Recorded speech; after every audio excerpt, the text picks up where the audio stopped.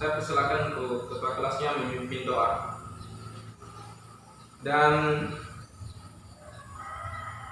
sebelum kita lanjut, saya absen dulu. Siapa teman-teman yang tidak hadir? Oh iya. Oke, hadir semua ya. Jadi usahakan sebelum Bapak masuk mengajar, usahakan kelasnya harus bersih ya. Karena kebersihan itu sebagian dari kenyamanan, dan jika bersih kita dapat nyaman belajar.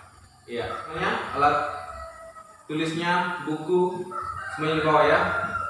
Pada kesempatan kali ini Bapak akan mengajarkan tentang geografi, yaitu dengan materi pokoknya sumber daya alam.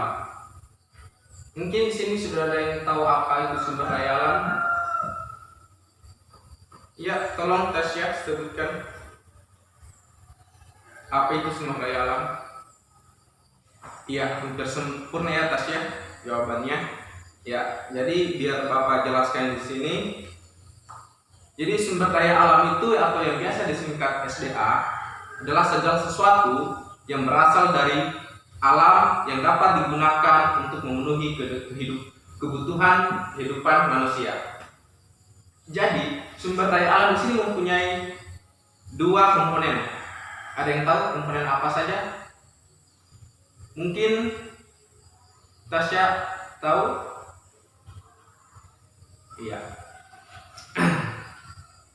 Jadi sumber daya alam ini mempunyai dua komponen, yaitu abiotik dan biotik. Apa itu biotik? Mungkin Selvi? Jadi biotik itu sesuatu yang hidup. Contoh seperti hewan, tumbuhan, dan mikroorganisme lainnya. Itu disebut biotik yang mempunyai ciri kehidupan. Sedangkan abiotik apa? Jadi lawanannya biotik. Jadi yang abiotik yang tidak memiliki ciri kehidupan, kayak makhluk mati begitu, kayak benda mati begitu. Contohnya seperti minyak bumi, gas alam, dan berbagai jenis logam, air, tanah, itu disebut abiotik. Ya, kita lanjut. Dan sumber daya alam itu juga dapat digolongkan berdasarkan sifatnya. Ya, ada yang tahu? Mungkin Santa tahu? Iya.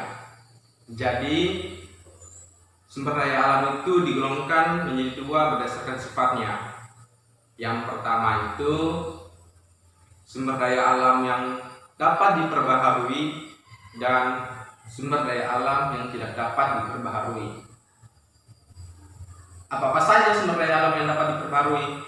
Ya, maksudnya bagaimana? Sumber daya alam yang dapat diperbaharui adalah kekayaan alam yang dapat terus ada selama penggunaannya tidak dieksploitasi berlebihan. Maksudnya digunakan tidak secara berlebihan gitu. Digunakan hanya sesuai kebutuhan manusia gitu. Ya, contohnya seperti tumbuhan, hewan, mikroorganisme. Jadi itu contoh-contoh sumber daya alam yang dapat diperbarui, dan kita tahu jumlah mereka itu sangat banyak ataupun berlimpah. Meskipun begitu, penggunaannya harus tetap dijaga agar terus berkelanjutan. Agar apa? Generasi setelah kalian ini dapat merasakan juga. Kita lanjut, yaitu pada sumber daya alam yang tidak dapat diperbaharui. Kita langsung saja masuk pada contohnya, seperti minyak bumi, emas, besi, dan berbagai bahan tambang lainnya yang pada umumnya memerlukan waktu dan proses yang sangat panjang untuk kembali terbentuk, dan jumlahnya juga terbatas. Seperti contohnya minyak bumi dan gas alam, yang pada umumnya mereka dua ini terbentuk dari sisa-sisa hewan dan tumbuhan yang hidup jutaan tahun lalu. Jadi seperti itulah terbentuknya minyak bumi dan gas alam, sehingga mereka ini digolongkan sebagai sumber daya alam yang tidak dapat diperbaharui karena jumlahnya sangat terbatas dan terbentuknya mereka sangat lama. Mungkin hari ini sampai di situ saja penjelasan kita. Jadi ada yang bisa menyimpulkan dari apa yang Bapak tadi jelaskan? Kita di sini dapat tarik kesimpulan bahwa sumber daya alam itu adalah segala sesuatu yang berasal dari alam dan dapat memenuhi kebutuhan kehidupan manusia. Jadi kita di sini yaitu untuk menjaga sumber daya alam ini agar terus berkelanjutan, agar kita juga terus dapat memanfaatkannya.